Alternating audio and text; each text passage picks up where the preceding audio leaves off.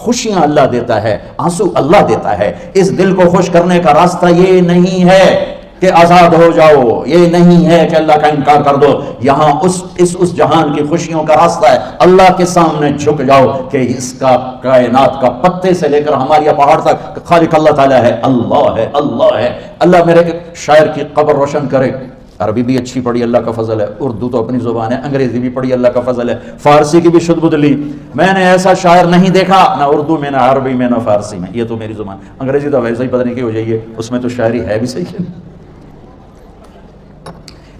میرے شاعر کا کہنا ہے ہیچ چیزیں خود بخود چیزیں نشد، ہیچ آہن خنجرے تیرے نشد، ہیچ حلوائی نشد استاذ کا تا غلام شکر ریزے نشد، مولوی ہرگز نشد مولا روم تا غلام شمس تبریز نشد۔ مولانا روم اور شمس تبریز پیر مرید کٹھے ہی ہیں پونیا میں، ترکی کا شہر ہے پونیا، ادھر مرید صاحب ہیں ادھر پیر صاحب ہیں۔ مولانا روم پہ فلسفہ غالب تھا۔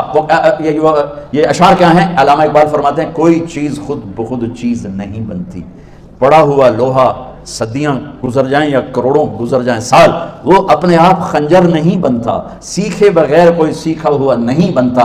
مولوی روم سے مولانا روم بنے جب شمس تبریز میں کے ہاتھوں میں ہاتھ دیا۔ تو اس کی ایک کہانی ہے جس پر انہوں نے یہ ربائی لکھی ہے، یہ انہوں نے نظم لکھی۔ ان پر فلسفہ غالب تھا، منطق، تو وہ تکبر پیدا کر دیتا ہے یہ علم۔ مسجد میں درس ہو رہا ہے اور ان کتابوں کا ڈھیر لگا، ساتھ ہاؤس تھا۔ شمس تبریز دیہاتی ہولیے میں آئے، پاؤں میں جوتا بھی نہیں تھا، پگڑ سا باندھا ہوا، تو بڑے بھول پن میں کہتے ہیں مولانا روم سے اینچیست کتابیں پڑھی تھی، اینچیست یہ کیا ہے؟ تو انہوں نے دیکھا جاہل، تو انہوں نے بڑے تکبر سے کہا ایہاں است کہ تو نمیدانی، یہ وہ ہے جو تو نہیں جانتا۔ وہ ایک دم آگے بڑھے، انہوں نے پوری کتابوں کو یوں دھکا دیا تو جا کے حوض میں گر گئی۔ تو مولانا روم نے او تیرا بیڑا ڈوب جاوے او نامرادہ، ایک ہی کیت یہ کہا کوئی ہوں کمپیوٹر پہ بچوں میں دوئی باری کر لواں، یہ تو نے کیا کیا؟ میری ساری زندگی کی جہد برباد کر دی۔ ہم مسکرائے، پانی میں اترے اور ایک ایک کتاب خشک مٹی اڑ رہی اور باہر نکالتے گئے ساری خشک کتابیں دھول اڑ رہی سامنے رکھے۔ مولانا روم اب سر پکڑ کے بیٹھے، این چیز یہ کیا ہے؟ تو اب شمس تبریز بڑی معصومیت سے بولے یہاں است کہ تو نمیدانی، یہ وہ ہے جو تو نہیں جانتا، جو تو نہیں جانتا۔ پھر فلسفہ رہ گیا، منطق بھی رہ گئی، پھر مثنوی مولانا روم وجود میں آئی جس کا علم آج بھی بہتے چشمے پانی کی طرح۔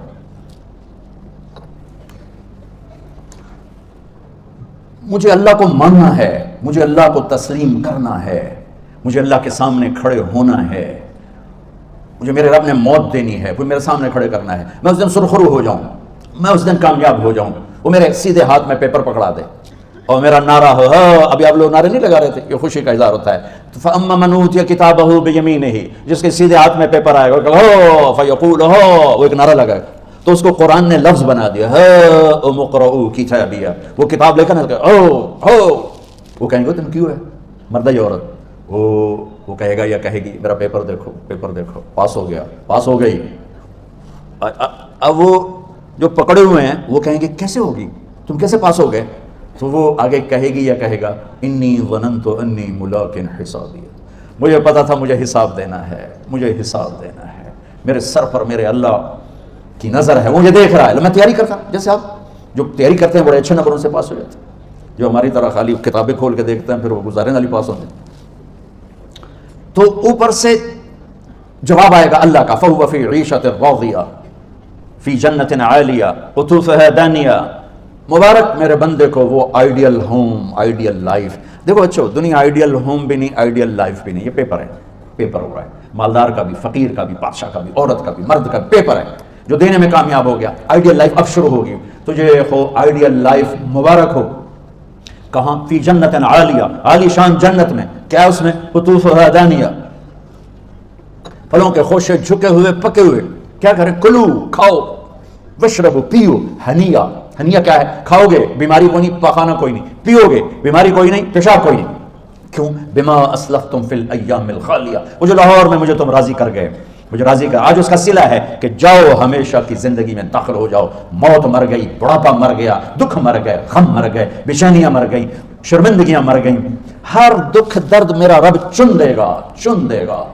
میرے عزیزو، ہم اس پیپر میں سے گزر رہے ہیں، اس اللہ کو راضی کرنے کا راستہ، وہ بایولوجی نہیں، وہ باٹنی نہیں، وہ زالوجی نہیں، وہ فزکس نہیں، وہ کیمسٹری نہیں، وہ سوشیالوجی نہیں، وہ سائنس نہیں، وہ ٹیکنالوجی نہیں، ایک راستہ ایک، جیسے اللہ ایک راستہ ایک، اللہ ایک راستہ ایک، وہ راستہ کیا ہے؟ محمد الرسول اللہ۔ وہ راستہ کیا ہے؟ محمد الرسول اللہ۔ وہ راستہ کیا ہے؟ محمد الرسول اللہ۔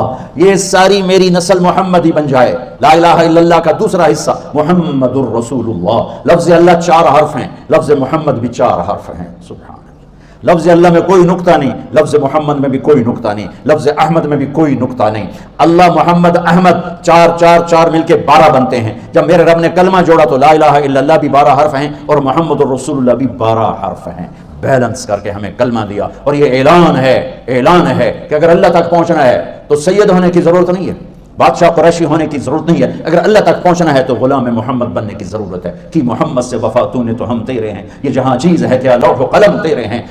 تو میرے عزیزو، اللہ آپ کو دنیا کا علم بھی خوبصورت دے، اتنا دے کہ آپ باہر کی ڈگریوں کے محتاج نہ رہو، آپ کو امریکہ اور فرانس اور یورپ اور آسٹریلیا کی ڈگری کی محتاجی نہ رہے، تمہارا اپنا علم اتنا زبردست ہو کہ تم سے سیکھنے لوگ آئیں۔ یہ تب ہوگا جب ہمارے ادارے علم دینے والے بنے اور تم لینے والے بنے، نہ تم لینے والے ہو نہ یہ دینے والے۔ میری نسل میں صرف ڈگری کا شوق رہ گیا کہ مجھے پیپر ہاتھ میں آ جائے اور مجھے کوئی جاب مل جائے، مجھے کوئی جاب مل جائے۔ میں چاہتا ہوں تمہارے سینے اس علم کے ساتھ اتنے روشن ہوں کہ دنیا تمہارے سامنے جھکے۔ اللہ نے آدم کے سامنے فرشتوں کو جھکایا علم کی بنیاد پر۔ جب فرشتے جھک گئے تو دنیا کی طاقتیں بھی جھکیں گی۔ اب علم والے بنو، صرف ڈگری والے نہ بنو، علم والے بنو۔ وعلم آدم الاسماء كلها اقرأ باسم ربك الذي خلق الانسان من علق اقرأ وربك الاكرم الذي علم بالقلم علم الانسان ما لم يعلم۔